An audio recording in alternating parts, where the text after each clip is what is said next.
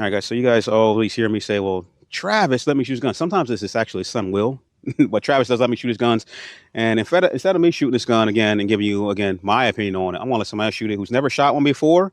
As an explanation, I just told him this is this Turkish-made 1911 9mm. I'm gonna let him go to do some running on steel and let him tell you what he feels about it.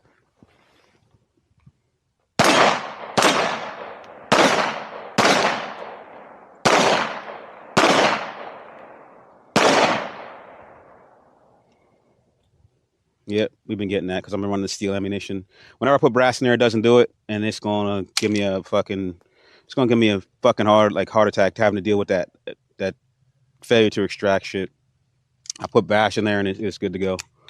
But I do say that if the gun doesn't run steel, runs good with brass though. Put that bitch back in there and let's get it all muddy. You ain't gonna give it no breaks. If it don't run, it don't run.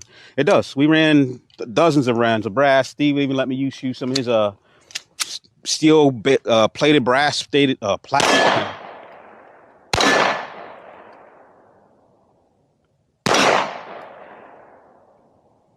Now it's empty.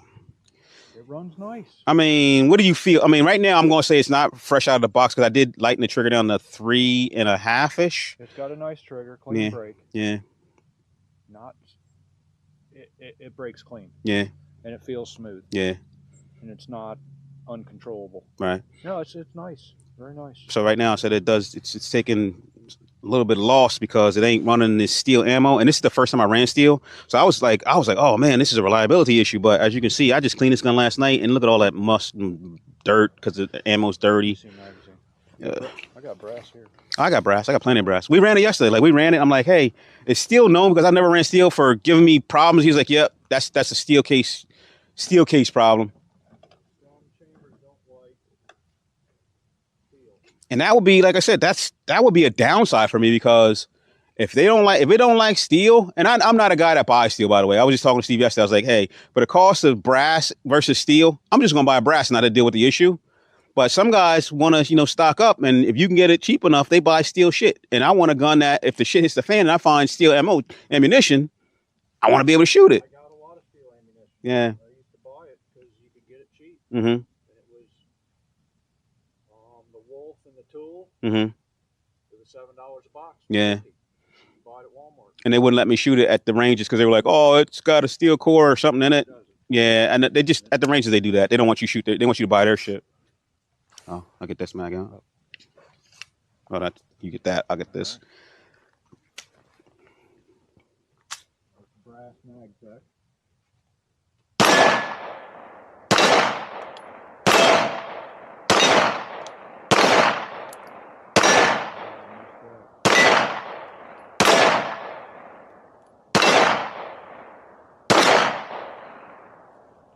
No failures. No failures. I think people would value a female's opinion in some of these videos. When I first met Steve and Cam, I was like, hey, guys would love to see you guys out here doing the same thing. You always see Steve shooting. So now I want to see Cam run because she shoots better than some of you guys. I ain't going to. Now I have performance anxiety. Yeah, go ahead. Right.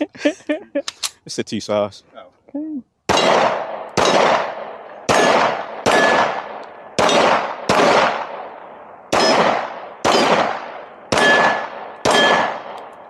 That shoots nicely. So Cam and Steve own all the cool toys. They own, like, show them what you got on right now. I think she's, Shadow 2? I have my. She ain't got the gold there, but they got like 15 Shadow 2s over here in the box. They got all the cool toys, and Steve's got like probably $7,000 plus more of guns in this box over here. Comparing that to, oh, he laughed at 7,000. He's like, you're on the low end, buddy. Like a quarter of that, 7,000, right? Okay, so compared to all of the cool guns that you've shot, right? And this is like comparing this to a budget gun. A lot of people are like, oh, you get what you pay for. Cry once, buy once, cry once. Would you be unhappy buying this gun? No, not with the way that just shot. With the performance of it? No, it shot great. The sights were easy to see. It stayed flat. I was able to get back on target quickly. Mm-hmm. I'm not the fastest double tapper, mm-hmm. but I feel like I was able to get back onto it and hit again right away. Yeah, and even shooting like the 1 pound triggers, I can definitely double tap faster and mm-hmm. get on it faster. But mm-hmm.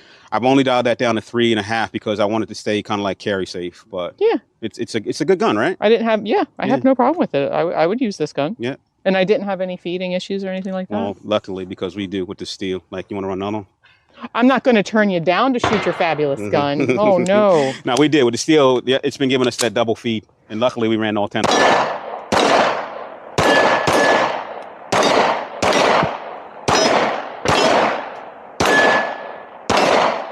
Yeah. It runs. Yeah. But like I said, the steel, it's finicky. So that's my only gripe about it. We were just fine together. Yeah, it ran for Wonderful. her. Yeah, we're good. It shut us down. Shouldn't like you. Gang that fucking Thank you, I mean, man. you don't have to take it back. I can keep playing with it. I mean, if you can. want. You guys let me shoot your shit. It's all available. But I just want to let everybody know, like, again, you hear me talk about this shit all the time, and I'm like, oh, take my opinion. Don't take my opinion because I like budget shit. They like high end shit. And they like fancy shit. So I like cheap shit too. I mean, you know, Steve is the Amazon guy, so it's. I mean, he's got a balance, right? He's got like a $9,000 gun with like a $40 laser light on it. I got my CZ Shadow 2 with a Votatu. With a Votatu, right? So $1,000 gun with a what 40? No, that's actually $100+ optic. Whereas some of you guys, just because it is a $1,000 gun, will throw like the high end. What is it, like a hollow sun on it? Yeah, man. I just like to get the opinion of people who actually have that variety. And like I said, I have shot a lot of shit. I shoot their shit. I don't buy my own shit. I'm gonna promote, my Thundercats. There's the Gold Digger. Also has a Votatu on it. The Gold Digger with a Votatu. Here are my CZ Shadow 2 and my Gold Digger. Yeah. But yeah, my Votatu and my Thundercats. Yeah.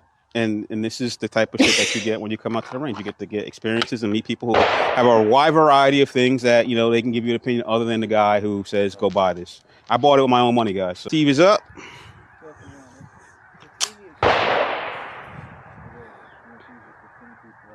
Ears, everybody's got ears. Everybody's yeah.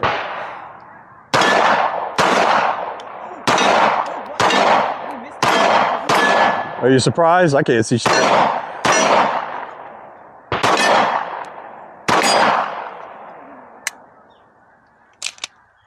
They ran all of them?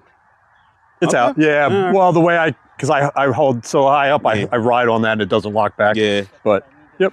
Did I give you the other mag? It's over there. Oh, okay. You missed one too, by the way. I know I did. Oh, man. I didn't want it to be a competition, guys. But I can't see, so I'm okay with it. Even though these aren't that bad because there's, so where, see, at least it has some like a relief deviation there. It's not just flat straight across. I can't do black on black. I can do one dot and I can do, like nothing, but I can't, like I can do dope, like white and white, but I can't do all black. It's still not enough for me to see it. Yeah, that's not too bad. And it's enough space in the window to distinguish.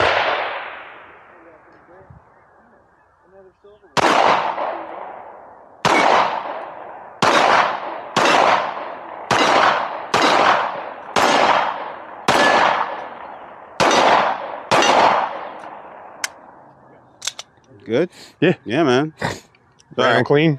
Now again, same question. You run all your cool toys and your expensive toys.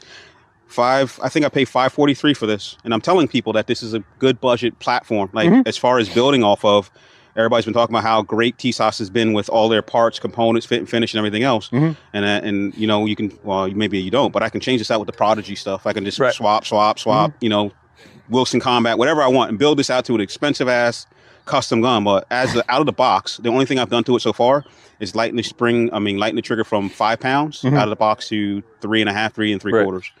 And that's what I'm getting on the pole. What do you think? That's great. I mean, the trigger is great for concealed carry, self-defense, something like that. If you're running competition, obviously you want it lighter, but no, it's smooth. It runs. It's it's a shorter barrel, but it's still it shoots great. Yeah, and that's what I said. I mean, a lot of people like they get caught up, and I was going to go with the Prodigy. I was like, with all the different things I was seeing about all the budget guns, the thing that I found about this consistently was how everybody was saying that this is a great gun for the money, right? And I was like, what's that mean? But like when I look at all the guns of sub 1,000 from like the like let's say Prodigy being like the $1,200, $1,300 gun, then you got the Apollo 11, which came in at about $1,000, which is the price has come down, and then you got the sub $500, $600 guns like this one, the Mac and the Garrison. People were saying that how consistent this gun was, whereas the other ones like, I had to do this, and the trigger pull was that, and I went and did this, but this gun everybody liked it, and I was like, man, I got to try it, so I'm happy. Yeah, and we're shooting steel through it. I didn't run into any problems. Yeah, so. I mean, it's hit or miss. We've got twice, 3 or 4 times on 3 or 4 magazines, we got that failure to eject. But like I said, looking down in there, you can just see how dirty that is. And like I said, I don't know if that's going to be. I do like the tightness of a 1911, but I don't know if that's going to be something that I'm going to be concerned about in the future because, again, like I said, Glock, I ain't got to worry about that. Right. But it's looser. It's not 1911, but this is, I think, a good gun. It's just a little bit heavier than a Glock, but Glock 19 size, 1911 feel. I like it. Yeah. No, good purchase. All right, man. Thanks. Yep, you got it. Gunman, baby.